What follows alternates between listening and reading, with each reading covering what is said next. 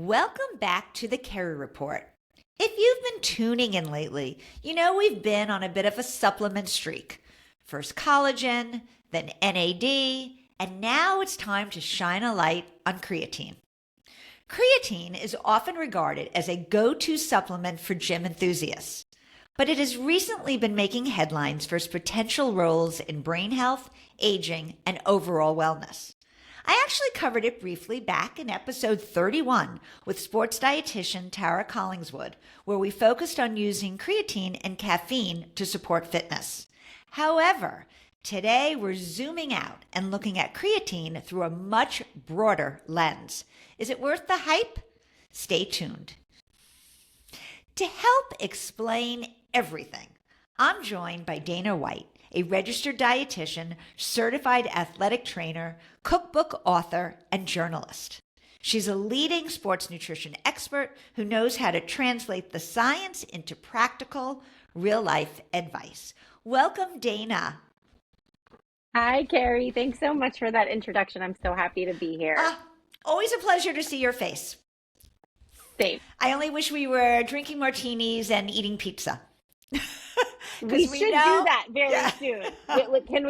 Can I get a rain check for that, please? Especially because whenever I see anything pizza related, it just makes me think of you in such a wonderful way. All right. So let's get started, and let's start with the super basics for those who don't even know. What is creatine, and what does it actually do in our bodies? Okay. So, like you said, creatine is everywhere now, which is pretty funny because creatine's been around for a really long time. So Some people might just they're just getting to know it. It's really just this unique compound that exists in the body. We make some of our own. We get some from food. It's really not all that mysterious. It's something that our body knows very well, our body uses very well. And really its main responsibility is producing energy, mostly in the muscle, but also in the brain. So without getting too much biochemistry, that's really what it is. It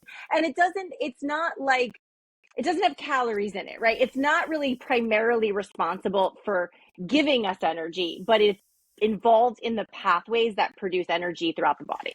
You know, what I find so fascinating is when I ask you this question, the truth is, all I really think about when I hear the word creatine is sports and supplements.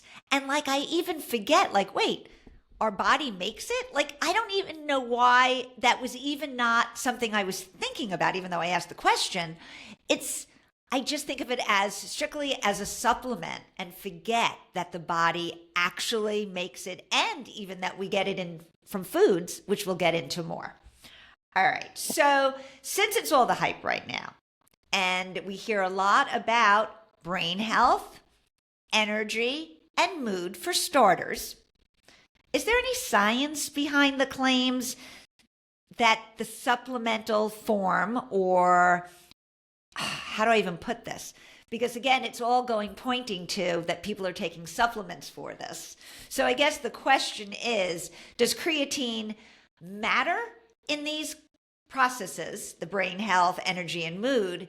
And is there science to say if you take supplements, will it help you perform better in some way? And I'm going to backtrack perform, because now that's kind of like a sports thing, but I'm not talking sports here. Right. So yeah, if we take sports out of it for a minute, yes. And this is, and I might backtrack and start talking about sports again, but creatine is so to your question about the science, we have a lot of science on creatine, which we cannot say that about a lot of dietary supplements, right? So that's the good news right there. And the science is, yes, about, when I hear creatine, my default brain is bodybuilders, right? Because I think that was sort of the old trend, right? Yes. So now we have evolving science, which is such a beautiful thing, right? And so the quick answer is yes. So we do have evidence to support the benefit of creatine and supplementation for things like brain health. Muscle energy mostly. It's not just I take in some creatine and I have more energy to do everything, right? But yeah, and especially with the brain science is pretty interesting. I'd like to see more on the dosing, really. I think we Okay. haven't come up with a definitive dose, but we absolutely have evidence to support that how the brain uses creatine. It's actually mostly in the frontal cortex, which I think is Wow. pretty interesting. So memory, learning is really Okay. where So, we see creatine shine. right. And that's what I was going to say. All right. So it could potentially, if there's, I mean, there's promising research. We need a little bit more. Is this research in humans? Yes. Okay. Yes. Yeah. And are they large studies? So yeah, I think some of them are and some of them Okay. aren't. I Okay. definitely think, again, if we compare the brain health versus what we have in more of like the sports and body composition area, certainly smaller studies for brain. But they exist. Yes, and there's numerous ones, and we have them in females and in males, and so it's the body of evidence is growing.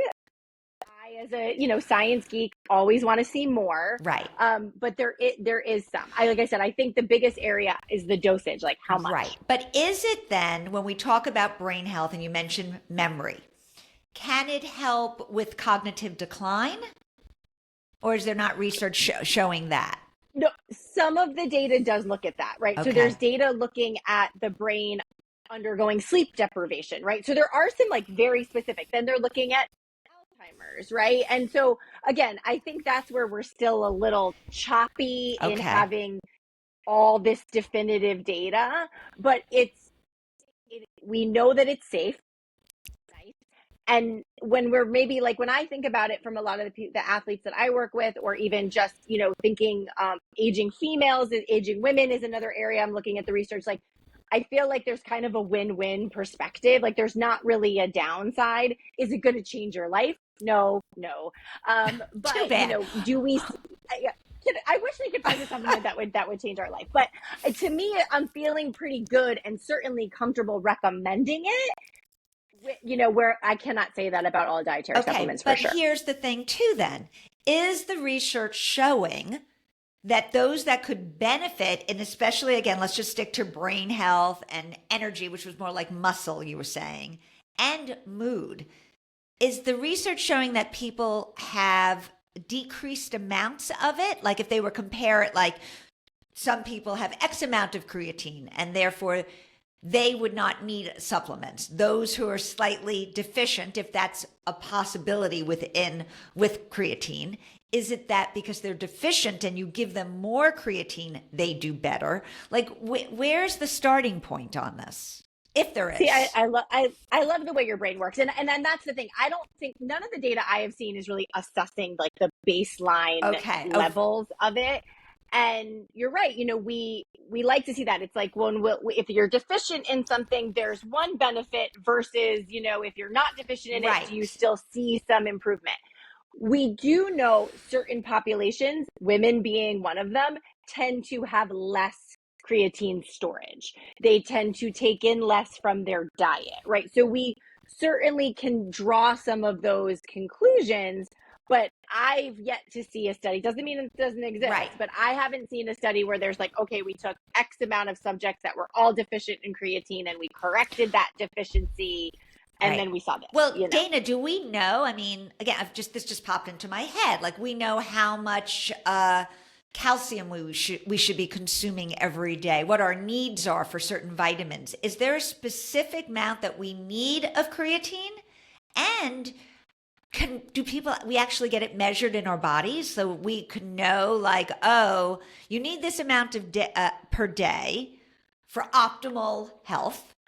And also, let's see where she's at, like vitamin D. We can find out like people need X amount of milligrams or whatever it is, but what do they have? How much do they actually, what is the score in their body? Like, do they do that? Right. No, they don't. And again, because it mostly lives in the muscle in the brain. So mostly lives in the muscle in the brain. Right. So I don't think like a circulating blood level wouldn't really tell you anything. Measure it that way. Right. We could do like a biopsy maybe, but I don't think I would go there. And no. Okay. My area. But yeah, I think that the data has looked at doses that people have been given, and there they've assigned or evaluated or determined what these benefits are, and that's how I go about, if I'm going to make a recommendation, I'm going to recommend a dose, right? Okay. And so, and the dose seems to be pretty consistent, again, across a lot of literature, but we don't have a good way that I'm aware of, certainly not in like common clinical practice, where we're going to like be making that baseline assessment. But your dosing, when you recommend, is it basically, now we're talking sports nutrition, correct? So you're recommending for performance, for maybe muscle building. Are you recommending it all like, oh, if you want, to assist with cognition, this is how much you should take? So so we look at the data, right, which is what we have to hang our hat on. We do see that, and that's kind of where I was saying the dosing for brain health is typically higher than what you'll see in the performance space, right? For me, I'm not at the place where I'm going to say, instead of taking 5 grams a day, which I feel very comfortable with on like the sports nutrition side, I'm not going to go into, like, some of the data is looking at upwards of what it's based on body weight. So but like I calculated mine and I was like, okay, this particular study looked at like 0.3 grams per kilo. So then we're looking 15, 20 grams a day, which I don't know that I would just go and recommend that yet, until we see more. But I also feel like, right, so if we're using it for, and performance, like, I think, again, like, I consider myself a very active athlete, I'm not a competitive athlete, right? But I do, so like for me, taking that dose would be the same that I would actually tell one of my Division I competitive athletes that I work with. And hopefully it's helping my brain too, right? But now, that's kind of back up for a minute, because maybe I misheard this. So you're saying creatinine is stored in the muscle in the brain? Muscle and the brain. So that's where we see. All of a sudden I got all confused. Okay. And obviously the surface area, like, there's more in the muscle. The majority of it sort of lives in our muscle cells. So do we know this? And I know I might, sometimes my mind wanders. Do we know then, if the more a person works out, do they use up creatine? I don't know. Do they? And therefore, if somebody's, let's say, I don't know if there's, I might be taking a leap here, an avid exerciser who's using some of that creatine that's been stored, may their needs be higher for some of the other promising things like cognition versus just strictly living their, I don't know. I don't know. Do you see, I might be going off on a whole tangent here. I love the way your mind works and you're asking such good questions. I'm not sure that we know. Okay. I think we know what the good dose is, and really how you take it is important. We can discuss that. Whereas you do want to take it daily, in order to see any benefit, and the utilization of it does depend on the type of exercise that you do, right? So if you're phoning in your workouts and you're not really getting any sort of strenuous activity, there's nothing for creatine to do. Like, you're not increasing the demand for it, right? And so therefore it could be housed in your muscles. It doesn't necessarily mean that you're using it. So then this comes back to this whole thing then about all the promises of step away from the sports performance, and back to brain health, energy, mood, and also lots of buzz these days with aging. So keeping our skin healthier is there research really supporting that, separate and apart from needing it for our muscles for performance? Well, but I feel like they are related though, right? Because so there's data looking at like reduction in sarcopenia as people age because of the benefit in muscle tissue, right? And then there is the benefit into bone health, right? And I've seen that also two-prong. I've seen that bone cells use creatine, so delivering more creatine can help at the direct bone level. But we also can't escape the fact that if your muscles are stronger, your bone health is going to benefit. Now, for my listeners, can you just tell us sarcopenia? When you say sarcopenia, what that is? that is essentially like the deterioration or the limited, the compromised capacity to maintain lean body mass as we age. Okay.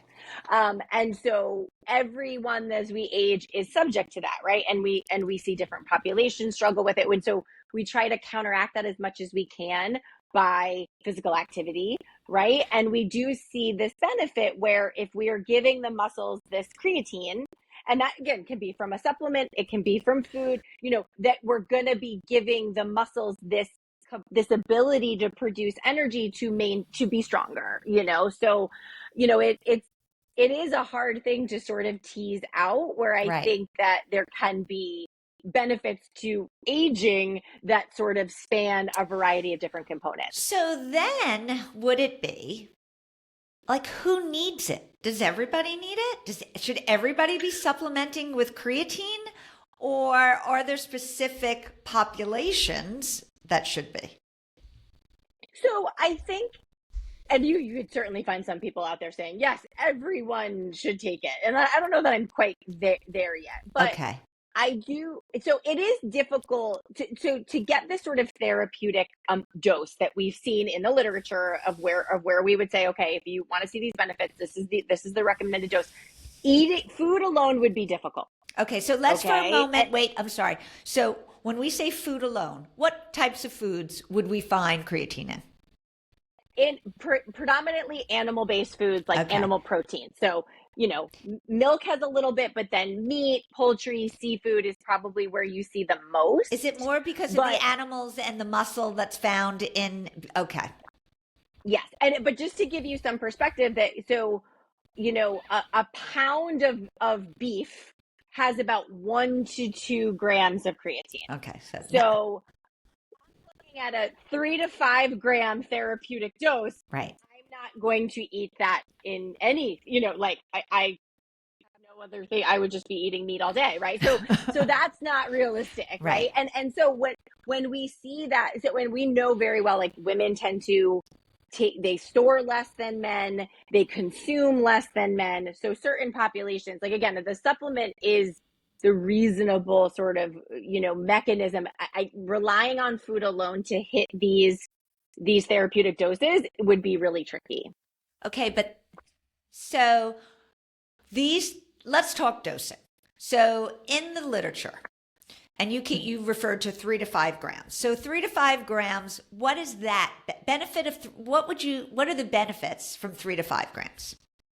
So 3 to 5, and 5 is sort of probably the golden, the probably more leaning towards 5 than 3, is what is, and this is of a particular form, creatine monohydrate. Right. We can talk about that too, where, you would see certainly the muscles benefiting from it. So again, I think the muscles benefiting spans a lot of different outcomes, but whether it's related to bone health and things like that. So it's also not a one and done. There are other studies where they've looked at a single high dose and what impact that might have on the brain, right? Wait, when you're saying a single high dose, not taking it every day? Correct. Right. But that's one study on sleep deprivation. Right. And so again, I think that one's gotten a lot of, sort of, but again, so like we are looking at this application in a variety of different ways, but if the majority of data that we have is looking mostly at benefit in the muscle, right? So again, that's not just sports nutrition, but the benefit in the muscles. And that is typically the 5 grams. Well, is there then a benefit if we're talking about muscle? What about heart health? Since our heart is a muscle, is that also in there as something we should be thinking about with creatine, or is that a leap or a stretch or whatever the word is? It's based on the amount of data that we have. I think it might be a little bit of a stretch, but again, it's fair game to understand now. The cardiac muscle fibers behave a little bit differently than skeletal muscle fibers, right? And so you're not necessarily going to see exactly the same physiology happening there, but it is a contractual muscle fiber, much like skeletal muscle. But most of the data that I am seeing is looking at skeletal muscle fibers, which is everywhere else, the other muscles that you have that move all your joints around. Now, you mentioned sleep. I just hear sleep and all of a sudden I perk up. Okay, so there's that one study, which one huge amount. Is there other research pointing to creatine and sleep? So the data is about sleep deprivation. So this is also tied to, so when the brain is, and this is the way I've interpreted it, right? So when the brain is stressed, which certainly when you're low on sleep, there is that sort of mental stress. There's plenty of other things that cause mental stress as well. There is some data, not we're not, hanging all of our hats on this, but there is data to say that creatine in some capacity is going to help those brain cells perform better when they're undergone stress. So the sleep deprivation thing I think is super interesting. We definitely need more data just before we're going to start saying like, oh, you got a bad night's sleep, But again, who's to say that if you're taking your daily dose of creatine anyway, would it potentially benefit how well your brain is utilizing, that creatine on any given day? Like I'd hate to think it doesn't help at all, but I think we need more data. To be honest, I'm getting overwhelmed. And what I'm getting overwhelmed with is I'm like, oh my God, do I need to add this now to my repertoire? It's like, I feel like, there's just so much research out there. Like after speaking about collagen, I feel I should be taking collagen. NAD, I wasn't so sold on. But I mean, with all the supplements that I feel I should be taking, because listening to the research, now I'm like, should I be putting a scoop of creatine, and we'll get to that, I don't even know how it comes, into my morning coffee? Because, should I be doing that along with my collagen? I don't know. It's like, and I know we should be looking, well, what is our goal? All right. One of the things, what is the reason? And if I am very big on anti-aging, and yes, I like the term anti-aging. I know some people don't. They want to say pro-aging. Of course, I want to age well, and I want to prevent certain things from happening. Should I be thinking now that creatine is one of those other things that I should be putting in my wheelhouse? So, in my opinion, let's hear really it. Offer. I would say yes, and I will speak for myself. I'll speak for myself. It is I use it every day, and there's very few supplements that I use, and creatine is one of them. Now that said, yes, I exercise a lot. Okay, I lift heavy things. I like doing that. I fortunate just sort of that I know how to exercise in an effective way, right? So for me, it makes sense. Okay. It might not make sense for everybody, right? So what about somebody, Dana, what about all right, so I'm a yogi first and foremost, all right? Yoga's my thing. And yes, do I play pickleball once to twice a week? Yes.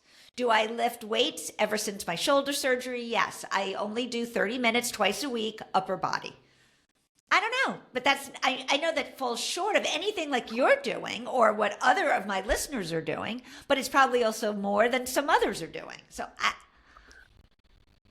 here's the thing. I mean, when I think what you're doing, so all the yoga that you do, very strength focused, right? It's not lifting weights, but it is still a strength-based activity, right? So again, there is that strain on the muscles. On the skeletal muscle. Like if you were just like, I go on the elliptical 5 times a week, again, great. I will never judge anyone negative. Like you move your body, right? Whatever that takes, move. Correct. Right. So, but again, is there a greater demand for that creatine in the skeletal muscle for one type of activity versus the other, right? And it really does depend. So again, if I'm talking to a high school athlete, this might be a different conversation because if they're not eating enough and they're not training appropriately, creatine's not going to do anything for them, right? But if I'm talking to, my perimenopausal friends that are always calling me and asking me questions, then it becomes a different conversation. And it isn't just about exercise, right? We actually see, just for example, with shifts in hormones, which we see as everyone as they age, we see creatine utilized a little bit differently. So there is potential. So maybe there is a benefit in taking a supplemental version to help with the fact that our bodies aren't using it the same as we age. But now, would you also say there's a cutoff? meaning, if you're over 60, the ship has sailed. Or you're over 70, the ship has sailed. Over 80, like, is it ever too late? Forget about it. It won't make any difference. Again, do we even know? I don't know that we know. I certainly couldn't give you something definitive, but I know, so there is data looking at, so if we're just let's use women as an example, right? There's data looking at like premenopausal, perimenopausal, postmenopausal women. Okay, good. And data saying you should take it. Here's what, you know what I mean? Here's where you could be. And again, some of that is specific to sarcopenia. We're looking at brain health. Again, we need more data, but I can't say that I've seen a reason to say that there has to be a huge cutoff. Now, if you have a kidney disorder, there's always going to be, right. Okay, so let's get to that then. Not kidney disorders, but what is the risk of taking? Is there risks of taking creatine? See, I called it the wrong thing. I know, it's tempting. I know, because we're dietitians and we think biochemistry. That's why. I think the risks are very, very low. I would never, and we're talking about, research from the 1970s, right? And so, again, female specific research, we looked at various populations. Okay. And there's a lot of rumors out there that are typically based on like maybe one study, or the majority of the research says it's safe. That, again, when taking, you dump a whole carton in your coffee. You have to take it the way that it is recommended, the dose that is recommended on the package. Now, there's different types out there, correct? So what should somebody be looking specifically for when choosing said product? Creatine monohydrate is the form that you want. That's all the evidence that we have is looking at creatine monohydrate. Okay, question. So why is there others out there then? If that's the one. Well, so, they all promise or argue that they're going to be absorbed better, that they're going to get into your muscles faster, and some of it has to do with, some chemistry that is above my pay grade and how these supplements are sort of titrated, but creatine monohydrate gold standard in terms of the form. Now, is it in powder typically, or is it in capsules? Both.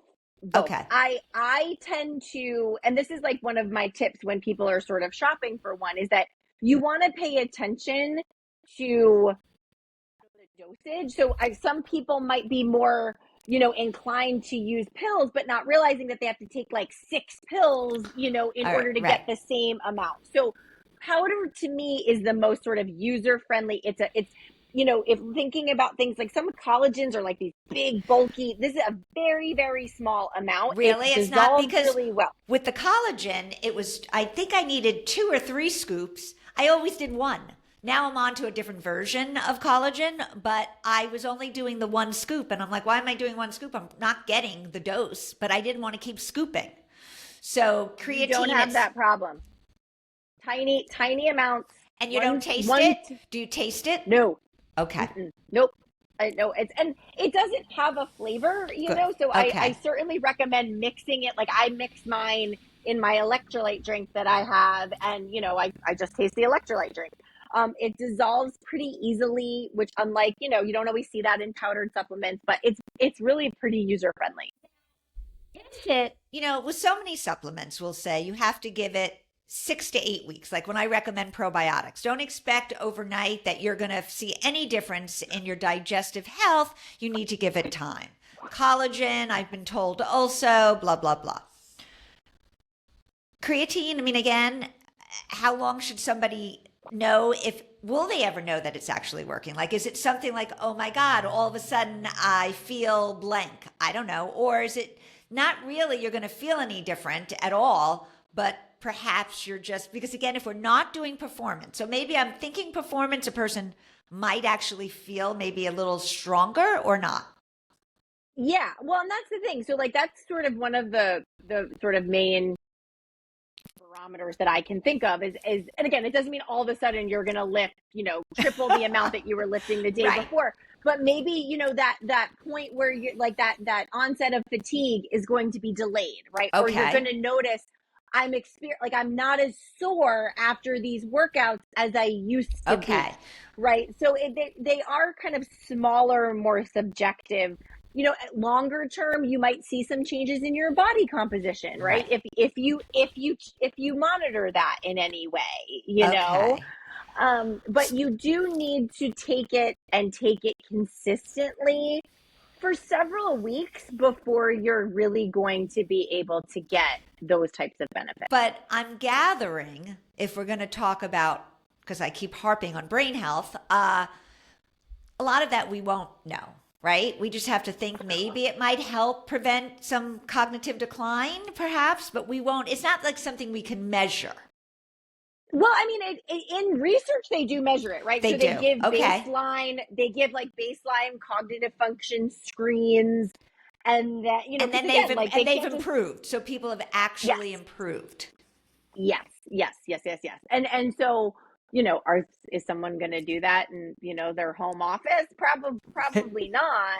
Right. But that is how it is evaluated in the literature, and I think it has to be, right. You can't just be like someone to just subjectively say I feel better and have some statistical significance there. So they are looking at that for sure. But for every individual, and this is where this type of science gets really tricky, is you're not necessarily going to say, okay, in 4 weeks, this is exactly how you're going to feel. Right. Now, besides, you mentioned, I mean, if someone has kidney disease, this is a no-go. Any other groups, like what about a pregnant woman? Can she take it? Okay.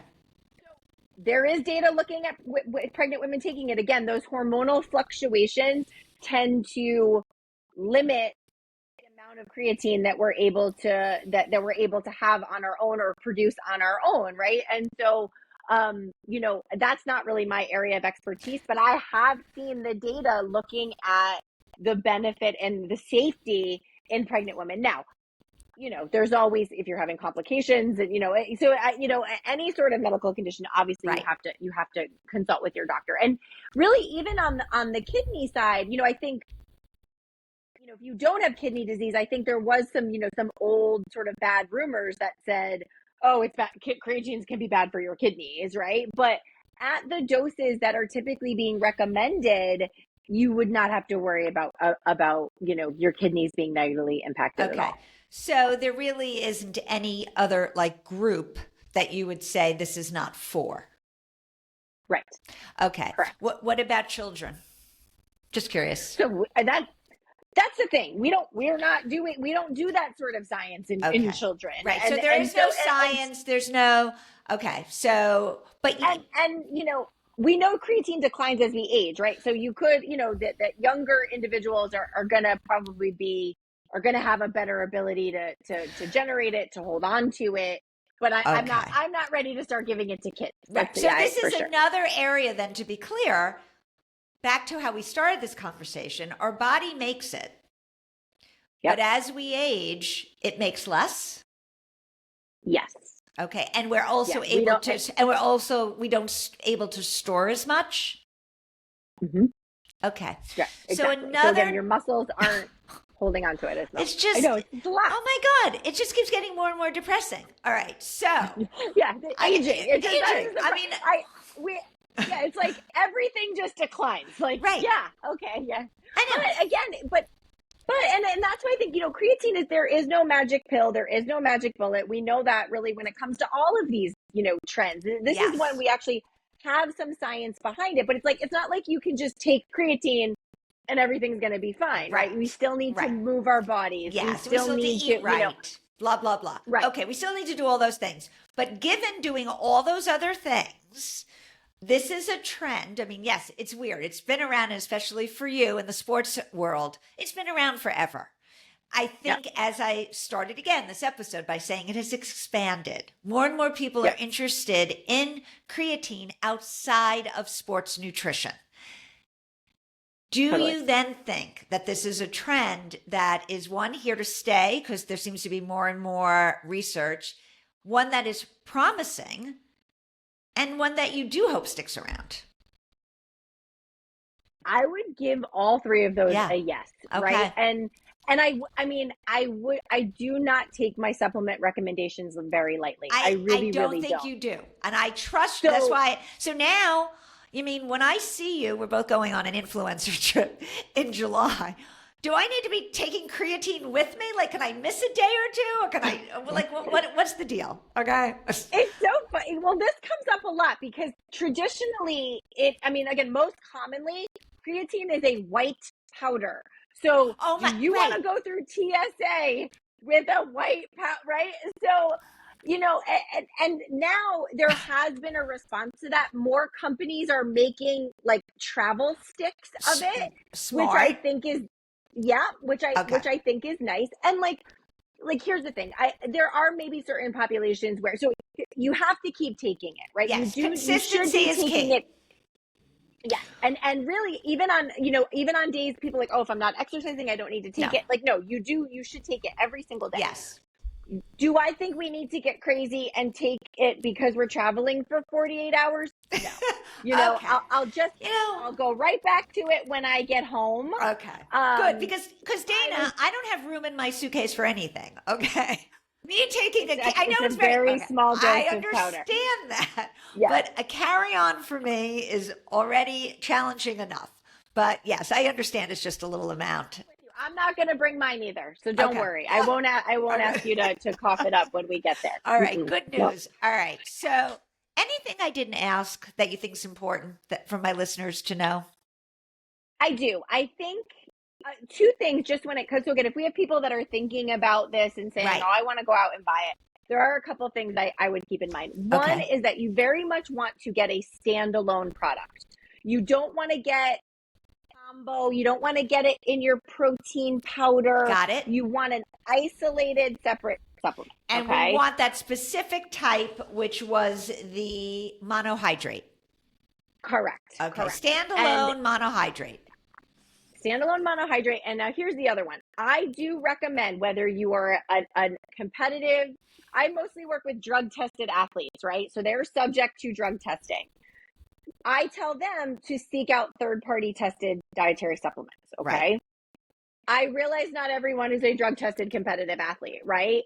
But here's the thing. I still would recommend a third-party tested product because this is such a popular product in the fitness space. Okay.